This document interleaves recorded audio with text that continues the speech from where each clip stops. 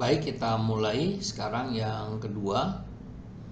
Itu di rekaman kedua kita akan jelaskan tentang, tadi sudah dijelaskan di yang pertama tentang dasar abstraksi dan metodologi penelitian. Dan partisipan, saya ulangi, partisipan yang mengikuti survei ini adalah 71 orang, 18 laki-laki dan 53 perempuan usia antara rentang 25 sampai 30.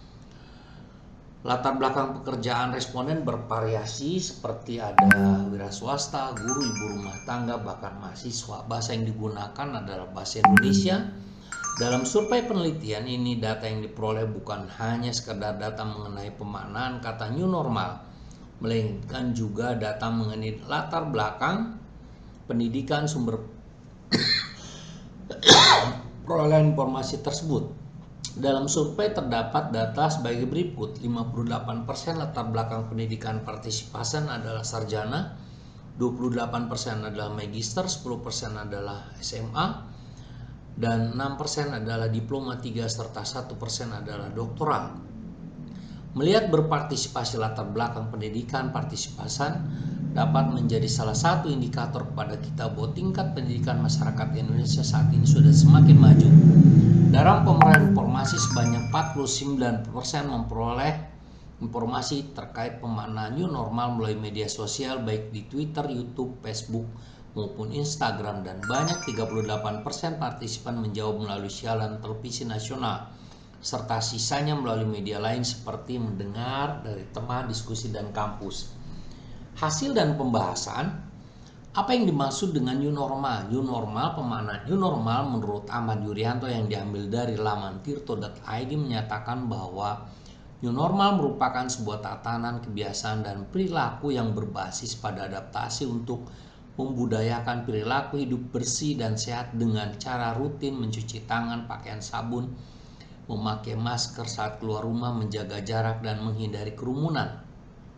Dalam keputusan Menteri Kesehatan nomor HK01.07-Menkes-328-2020 tentang panduan pencegahan dan pengendalian coronavirus disease 2019 COVID-19 di tempat kerja, perkantoran, dan industri dalam mendukung keberlangsungan usaha dan situasi pandemi, dan keputusan Menteri Kesehatan nomor HK0107 Menkes 328/2020 tentang protokol kesehatan bagi masyarakat di tempat dan fasilitas umum dalam rangka pencegahan dan pengendalian coronavirus disease 2019, the new normal, dimaknai bahwa sebuah perubahan pola hidup dengan tatanan dan adaptasi kebiasaan yang baru atau new normal, dan juga sebagai upaya mitigasi dan kesiapan masyarakat untuk dapat beradaptasi melalui perubahan pola agar hidup dapat lebih produktif dan terhindar dari penularan COVID-19.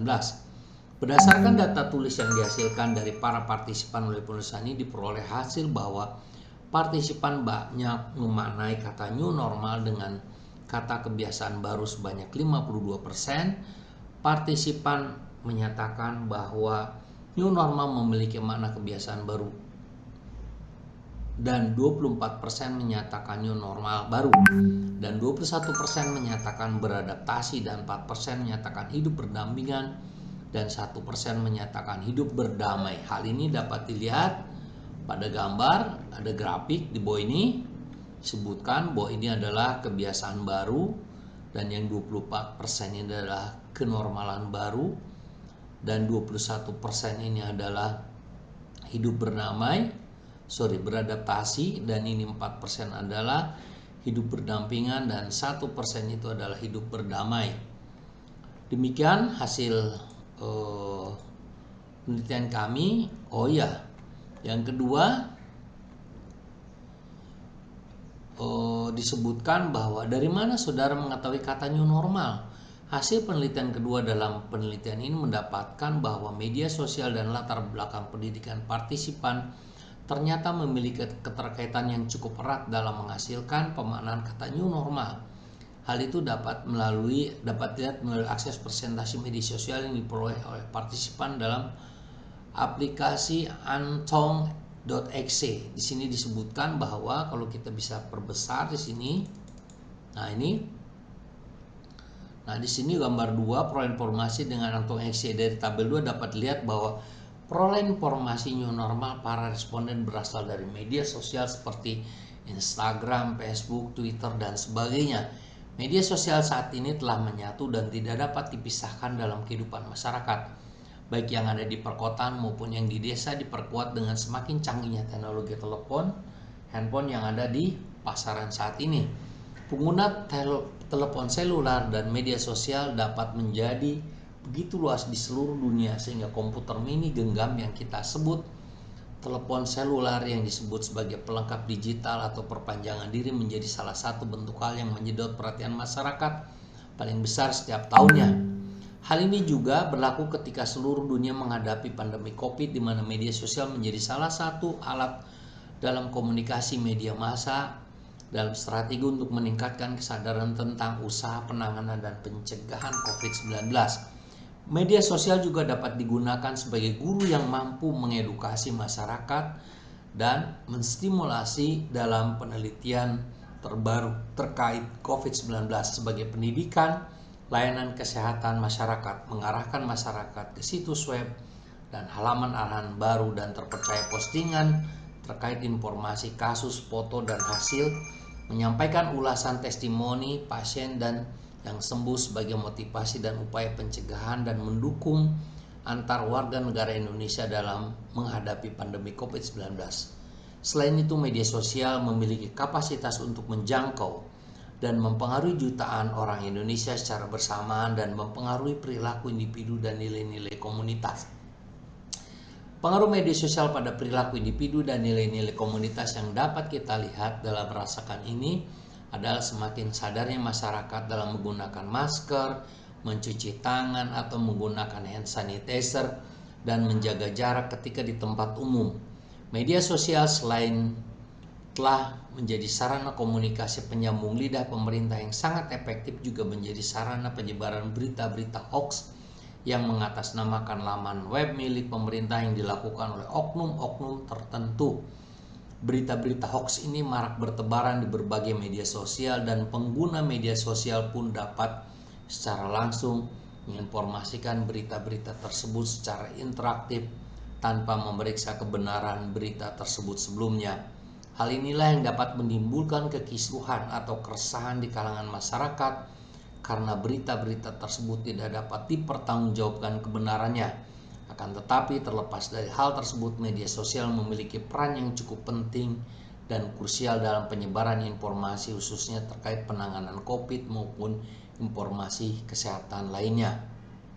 Kesimpulan dan saran berdasarkan penelitian ini beberapa kesimpulan. Pertama, media sosial tidak hanya digunakan oleh masyarakat usia muda, melainkan juga telah digunakan oleh masyarakat yang berusia dewasa. Sebagai sarana penyampaian informasi dalam berkembangnya media sosial telah menjadi bagian yang tidak terpisahkan dalam kehidupan masyarakat modern saat ini. Masyarakat dunia di satu negara dapat dengan cepat mengetahui informasi di negara lainnya dalam hitungan detik. Begitu pula ketika pandemi COVID-19 menyebar di hampir seluruh dunia. Semua media termasuk media sosial turut memberitakan mengenai hal ini. Kedua, di masa perkembangan teknologi yang semakin canggih saat ini, media sosial menjadi sarana yang paling efektif untuk melakukan komunikasi dan menyampaikan informasi seperti berita, promosi barang dan jasa, serta menampilkan foto atau video yang sedang viral. Ketiga, media sosial dapat memberikan pengaruh baik positif maupun negatif kepada masyarakat. Pengaruh positif yang dari media sosial terkait pandemi COVID adalah perubahan perilaku individu dan nilai-nilai komunitas yang dapat kita lihat dan rasakan saat ini, seperti semakin sadarnya masyarakat dalam menggunakan masker, mencuci tangan, dan menggunakan hand sanitizer dan menjaga jarak ketika di tempat umum. Keempat, latar belakang pendidikan responden ternyata memberi andil dalam pemahaman sebuah kata, terutama kata new normal ini, karena cara pandang serta pengetahuan mereka yang lebih luas dibanding dengan orang dengan latar pendidikan yang lebih rendah. Saran yang perlu dikembangkan dalam penelitian ini adalah semoga para peneliti yang berminat dalam penelitian pemahaman yang dapat mempertimbangkan jenis kelamin dan juga latar belakang sosial dan ekonomi star responden karena hal ini juga dapat menjadi data tambahan dalam proses pengolahan data